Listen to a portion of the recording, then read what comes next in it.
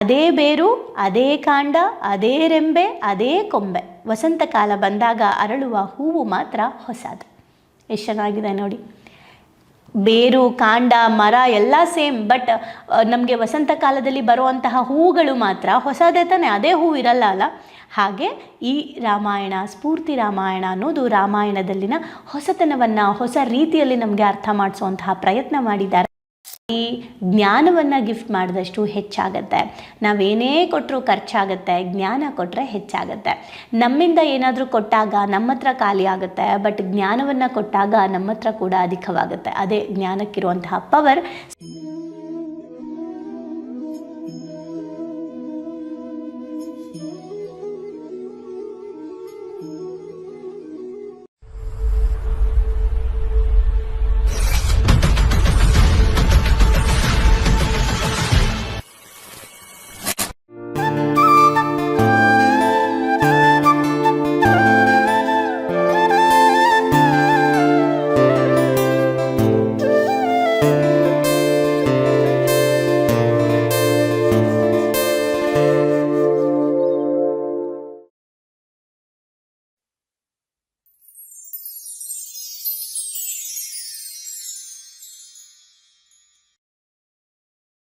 ನಮಸ್ತೆ.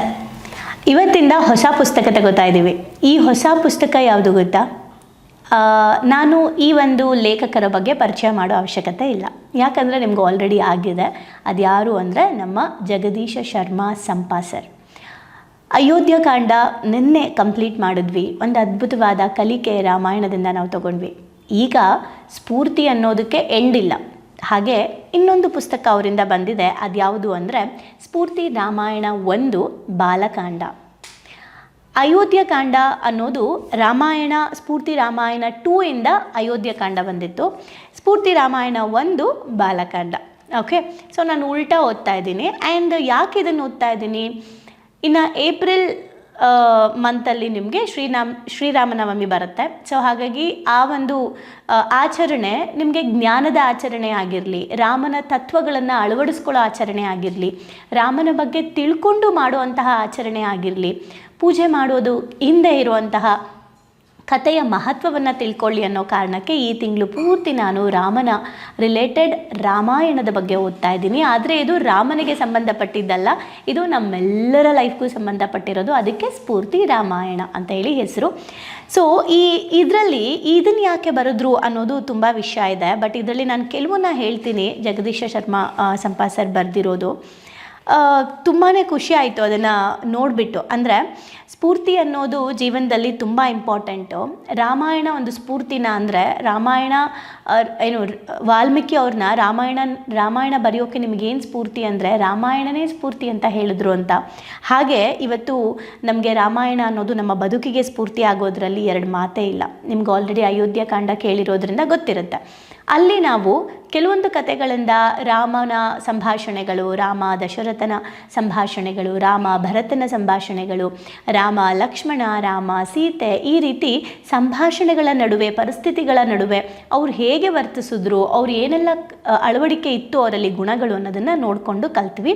ಇದರಲ್ಲಿ ನಾವು ಕಥೆಯನ್ನು ಕೇಳೋದ್ರ ಜೊತೆಗೆ ಸೇಮ್ ಇದರಿಂದ ಕೂಡ ನಾವೇನು ಕಲಿಬೋದು ಅನ್ನೋದಿದೆ. ನೋಡೋಣ ಈ ಬುಕ್ ಏನು ಹೇಳಕ್ಕೆ ಹೋಗ್ತಿದೆ ಅಂತ.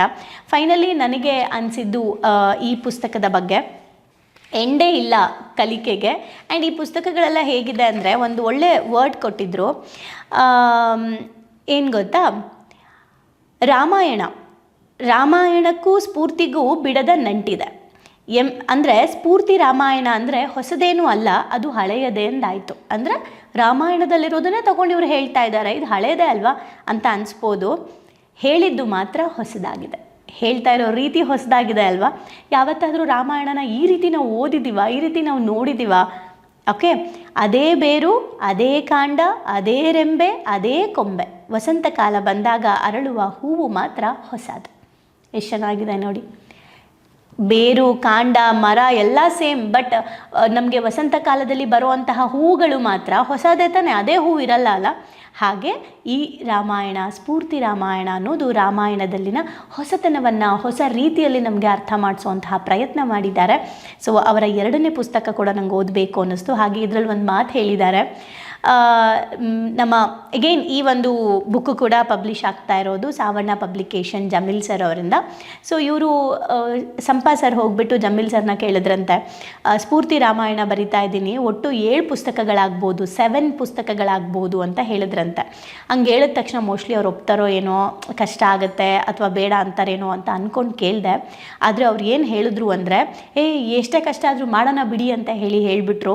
ಅದಾದ ಮೇಲೆ ಬರೀ ಹೇಳಲಿಲ್ಲ, ಪದೇ ಪದೇ ನನ್ನನ್ನು ಕಾಡಿದ್ರು, ಆಯಿತಾ ಪಾರ್ಟ್ 2 ಆಯಿತಾ, ಪಾರ್ಟ್ 3 ಆಯಿತಾ ಅಂತ ಕೇಳಿದ್ರು. ಸೊ ಹಾಗಾಗಿ ಇವತ್ತು ಈ ಪುಸ್ತಕ ಹೊರಗಡೆ ಬಂದಿರೋದಕ್ಕೆ ಒಂದು ಮೂಲ ಕಾರಣ ಅದರಲ್ಲಿ ಜಮೀಲ್ ಸರ್ ಅವರ ಪಾತ್ರ ಕೂಡ ಇದೆ ಅಂತ ಹೇಳ್ತಿದ್ದಾರೆ. ಹಾಗೆ ಇದರ ವಿನ್ಯಾಸ ಮಾಡಿರೋರಿಗೆ ಎಲ್ಲರಿಗೂ ಕೂಡ ಅವರು ಕೃತಜ್ಞತೆಗಳನ್ನು ಹೇಳಿದ್ದಾರೆ. ಸೊ ಈ ಬುಕ್ಕನ್ನ ತರೋದಕ್ಕೆ ಯಾರೆಲ್ಲ ಕಾಣದ ಕೈಗಳಿದೆ, ಆ ಎಲ್ಲ ಕಾಣದ ಕೈಗಳಿಗೂ ಕೂಡ thank you so much and special thanks to ನಮ್ಮ ರಾಮನಿಗೆ, ಓಕೆ, ರಾಮಾಯಣ ಬರೆದಿರೋ ವಾಲ್ಮೀಕಿಗೆ ಕೂಡ. ಸೊ ಸ್ಟಾರ್ಟ್ ಮಾಡೋಣ ಇವತ್ತಿನ ಚಾಪ್ಟರ್ಸ್ಗಳನ್ನು, ಏನೇನಿದೆ ಈ ಚಾಪ್ಟರ್ಸ್ಗಳಲ್ಲಿ ಅಂತ. ನಾನು ಈ ಸಲ ಚಾಪ್ಟರ್ಗಳನ್ನು ಓದ್ತೀನಿ ಸುಮ್ಮನೆ, ನಾಳೆ ಈ ಚಾಪ್ಟರ್ಗಳನ್ನು ಒಂದೊಂದೇ ನಾನು ಎಕ್ಸ್ಪ್ಲೇನ್ ಮಾಡ್ತಾ ಬರ್ತೀನಿ, ಓಕೆ. ಸ್ಫೂರ್ತಿ 1 ಚಾಪ್ಟರ್ 1 ಅಂತ, ಓಕೆ. ಮನುಷ್ಯರಾಗೋಣ, ತಪ್ಪನ್ನು ಸಹಿಸದಿರೋಣ, ನೋವಿಗೆ ಸ್ಪಂದಿಸೋಣ, ಯಾವ ಘಟನೆಗೆ ಯಾವ ಫಲವೋ, ರಾಜನೇ ತಾಯಿ, ರಾಜನೇ ತಂದೆ, ರಾಜನೇ ಗುರುವು, ಮಂತ್ರಿಯಿಂದಲೇ ಮತ್ತೆಲ್ಲ, ಇರಲಿ ಬಿಡಿ ಕೊರತೆ, ಕಾಲಿಟ್ಟಲ್ಲೆಲ್ಲ ಒಳಿತಾಗಲಿ, ಪ್ರಯತ್ನ ನಿರಂತರವಾಗಿರಲಿ, ಯಾವುದೂ ಸಣ್ಣದಲ್ಲ, ಒಳಿತು ನಡೆಯುವಾಗ ನಾವು ಕೈ ಜೋಡಿಸಬೇಕು, ಪ್ರೀತಿ ತಡೆಯದಿರಲಿ ವಿಕಾಸವ, ಕೊನೆಯವರೆಗೆ ಕರುಣೆ, ಕಾರ್ಯಾಸಕ್ತನಿಗೆಲ್ಲಿ ವಿಶ್ರಾಂತಿ, ಕಾರ್ಯತತ್ಪರತೆ ಯಶಸ್ಸಿನ ಹಾದಿ, ಪ್ರಕೃತಿ ಪ್ರೀತಿಸುವಂತೆ ಬದುಕೋಣ, ಸಾಮರ್ಥ್ಯದ ಮೇಲೆ ನಿಯಂತ್ರಣವಿರಲಿ, ಲೋಕದೊಳಿತಿಗಾಗಿ ಬದುಕು ಪ್ರವರಿಸಲಿ, ಎಲ್ಲರೂ ಒಂದೇ, ಕಂಡದ್ದಷ್ಟೇ ಸತ್ಯವಲ್ಲ, ಪ್ರಯತ್ನವಿರಲಿ ಯಶಸ್ಸು ಸಿಗುವವರೆಗೆ, ತಲೆ ಕೊಟ್ಟು ನಾಯಕನಾಗೋಣ, ಒಳಿತಿಗೆ ಶಕ್ತಿ ಬರಲಿ, ದ್ವೇಷ ಅಳಿಯಲಿ, ಇಟ್ಟ ಹೆಜ್ಜೆ ಯಾರದೋ ನೋವು ಕಳೆಯಲಿ, ವಾವ್, ಸಾಧಿಸಬೇಕು ಅಸಾಧ್ಯವನ್ನು, ನಮ್ಮ ಸಾಮರ್ಥ್ಯದ ಚರಮ ಸೀಮೆ ತಲುಪೋಣ, ಏರಿದವನು ಚಿಕ್ಕವನಿರಲೇಬೇಕಲ್ಲ, ತಟ್ಟಿದರೆ ಸುಟ್ಟೇನು, ರಾಮನೆಂದರೆ ಅಂತ ಇದೆ. ಈ ಚಾಪ್ಟರ್ಗಳ ಹೆಸರಲ್ಲಿ ನೀವು ಸುಮ್ಮನೆ ಗೆಸ್ ಮಾಡಿ ನಾನು ಯಾವ ಚಾಪ್ಟರ್ನ ಓದ್ತೀನಿ ಅಂತ, ಓಕೆ. ಚಾಪ್ಟರ್ 1ರಿಂದ 30 ಚಾಪ್ಟರ್ ಇದೆ. ಈ 30 ಚಾಪ್ಟ್ರಲ್ಲಿ ನಾನು ಒಂದು 15 ಚಾಪ್ಟರ್ಸ್ ಆರ್ 11 ಚಾಪ್ಟರ್ಸ್ನ ನಾನು ಓದ್ತೀನಿ. ಮಿಕ್ಕಿದ್ದನ್ನು ಏನು ಮಾಡಬೇಕು, ಈ ಒಂದು ಬುಕ್ನ ನಿಮ್ಮ ಲೈಬ್ರರಿಗೆ ತೊಗೊಂಡು ನೀವು ಓದೋಕ್ಕೆ ಶುರು ಮಾಡಬೇಕು. ನಿಮ್ಮ ಮನೆಗಳಲ್ಲಿ ಬುಕ್ಸ್ಗಳು ಹೆಚ್ಚು ಹೆಚ್ಚು ಹೆಚ್ಚು ಹೆಚ್ಚು ಬರ್ತಾ ಹೋಗಲಿ. ನೀವು ಎಲ್ಲೇ ಟ್ರಾವೆಲ್ ಮಾಡಿದ್ರೂ ಬುಕ್ನ ಓದ್ತಾ ಹೋಗಿ ಆ್ಯಂಡ್ ಬುಕ್ಕನ್ನ ಗಿಫ್ಟ್ ಮಾಡಿ, ಜ್ಞಾನವನ್ನು ಗಿಫ್ಟ್ ಮಾಡಿದಷ್ಟು ಹೆಚ್ಚಾಗತ್ತೆ. ನಾವೇನೇ ಕೊಟ್ಟರೂ ಖರ್ಚಾಗತ್ತೆ, ಜ್ಞಾನ ಕೊಟ್ಟರೆ ಹೆಚ್ಚಾಗತ್ತೆ. ನಮ್ಮಿಂದ ಏನಾದರೂ ಕೊಟ್ಟಾಗ ನಮ್ಮ ಹತ್ರ ಖಾಲಿ ಆಗುತ್ತೆ, ಬಟ್ ಜ್ಞಾನವನ್ನು ಕೊಟ್ಟಾಗ ನಮ್ಮ ಹತ್ರ ಕೂಡ ಅಧಿಕವಾಗುತ್ತೆ. ಅದೇ ಜ್ಞಾನಕ್ಕಿರುವಂತಹ ಪವರ್. ಸೊ ಜ್ಞಾನವನ್ನು ಹಂಚ್ತಾ ಹೋಗೋಣ, ಹೇಳ್ತಾ ಹೋಗೋಣ, ನಮ್ಮ ವೈಬ್ರೇಷನ್ಗೆ ಕನೆಕ್ಟ್ ಆಗಿರೋ ನಮಗೆ ಸಿಗ್ತಾರೆ ಅಂತ ಹೇಳ್ತಾ ನಾಳೆಯಿಂದ ಶುರು ಮಾಡೋಣ. ಸ್ಫೂರ್ತಿ ರಾಮಾಯಣ 1 ಬಾಲಕಾಂಡ ಬರೆದಿರೋದು ಜಗದೀಶ ಶರ್ಮಾ ಸಂಪಾ ಅವರ ಪುಸ್ತಕವನ್ನು ನಾಳೆಯಿಂದ ನಾವು ಓದೋಣ. ಸೊ ಯಾವ್ಯಾವ ಚಾಪ್ಟರ್ ಓದ್ತಾ ಇದ್ದೀನಿ ಅಂತ ಗೆಸ್ ಮಾಡಿ ಕಮೆಂಟ್ ಮಾಡಿ ನೋಡೋಣ. Thank you.